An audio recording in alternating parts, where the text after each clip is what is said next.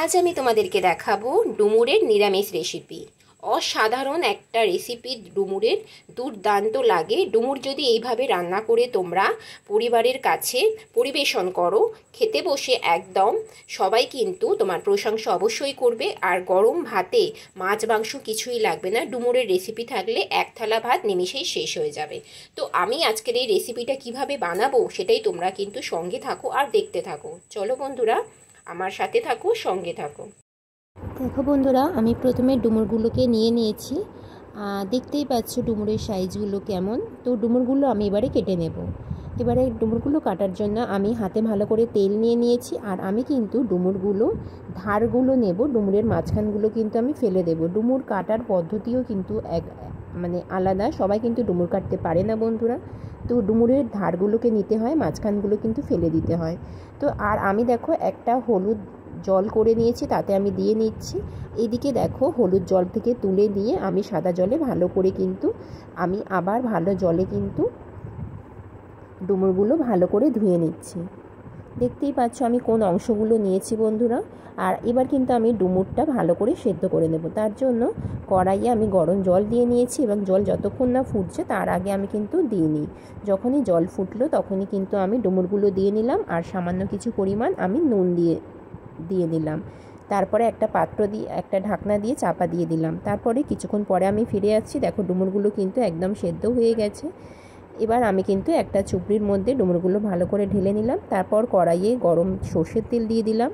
তেলটা গরম হবে, সর্ষের তেল দিলাম, তেলটা গরম হবে এবং আমি কিন্তু আলুগুলো ভেজে নেব। প্রথমেই আলুগুলো ভেজে নেব। আমি ডুমো ডুমো করে এখানে আলু কেটে নিয়েছি।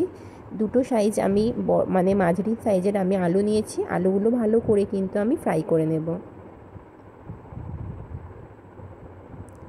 আলুগুলো ফ্রাই প্রায় হয়ে এসেছে। আর এদিকে দেখো ডুমুরগুলো আমি কিন্তু একটা গ্লাসের সাহায্যে ভালো করে ঠেসে নেব। দেখতেই পাচ্ছ ডুমুরগুলো আমি ভালো করে একটা গ্লাসের সাহায্যে ঠেসে নিচ্ছি। আর এদিকে কিন্তু আমার আলুটা প্রায় একদম ফ্রাই হয়ে এসেছে। তো এবার আলুগুলো ফ্রাই হয়ে গেছে। এবার আমি একটা পাত্রের মধ্যে কিন্তু তুলে নিচ্ছি। আর ফোড়নের জন্য ব্যবহার করব শুকনো লঙ্কা, তেজপাতা, আর আমি এখানে গোটা জিরে ব্যবহার করেছি।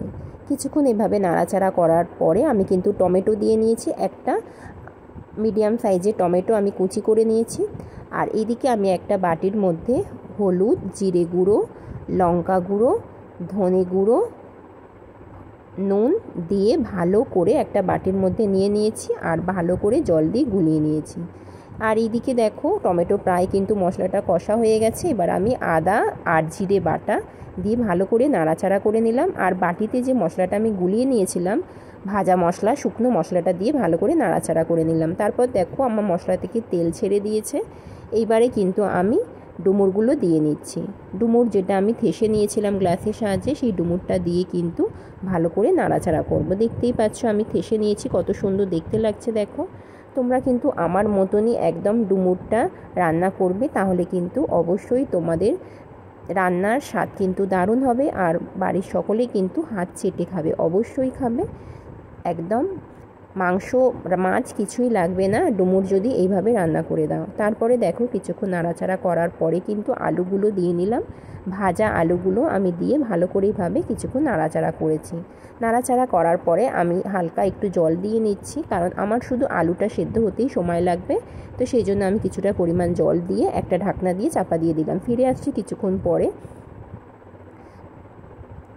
তো বন্ধুরা দেখতেই পাচ্ছ আমি কিন্তু অনেকক্ষণ এটা রাখতে দিয়েছি। আলুগুলো সেদ্ধ হওয়া পর্যন্ত অপেক্ষা করব। চলো বন্ধুরা দেখে নিই কতটা হলো। তো বন্ধুরা দেখো অনেকটাই কিন্তু আমার হয়ে গেছে। একদম নামানোর আগে যা যা দিতে হয়, ঘি দিয়ে দেব, অবশ্যই নিরামিষ একটা রেসিপি, তার জন্য আমি ঘি দিয়ে নিলাম। এখানে আমি দেব সানরাইজের গরম মশলা। তোমরা যদি বাড়িতে এইভাবে ডুমুরের রেসিপি রান্না করো, অবশ্যই সবাই কিন্তু হাত চেটে খাবে বন্ধুরা। তো দেখো আমি গরম মশলা দেওয়ার পরে এইভাবে কিছুক্ষণ নাড়াচাড়া করে নিচ্ছি। আর ভীষণ সুন্দর একটা স্মেল বেরিয়েছে বন্ধুরা। পেঁয়াজ রসুন ছাড়াই কত সুন্দর আমি ডুমুরের রেসিপিটা তোমাদের সাথে শেয়ার করলাম। অবশ্যই তোমাদের কেমন লাগলো কমেন্ট বক্সে কমেন্ট করো। তো বন্ধুরা দেখো আমি কিন্তু গরম মশলা ঘি দিয়ে নিয়েছি। এবারে কিন্তু অবশ্যই এর স্বাদ কিন্তু একটা আনার জন্য আমি অবশ্যই এতে মিষ্টি ব্যবহার করব, তার জন্য আমি চিনি ব্যবহার করে নেব বন্ধুরা। এখানে তোমরা তোমাদের স্বাদ মতো অবশ্যই চিনি ব্যবহার করবে, মিষ্টির স্বাদটা তোমরা দেখে নেবে। আমার তো সব কিছু দেওয়া হয়ে গেছে, দেখলে নামানোর আগে আমি কিছুটা পরিমাণে একটু মিষ্টি দিয়ে নিচ্ছি।